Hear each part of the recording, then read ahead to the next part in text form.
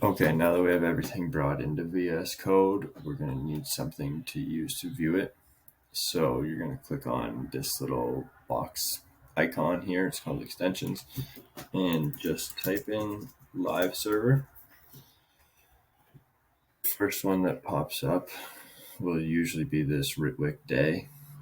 It's got 31 million downloads, so it's the best one to use. You download it and it'll just automatically enable itself. And once you have that done, you're going to return to the files part and you're going to go back to index.html.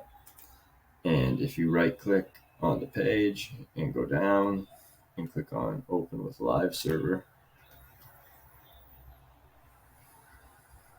ports are full.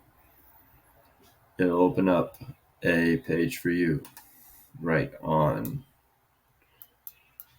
your browser, and it'll display everything that is within this page that we're about to go over and explain.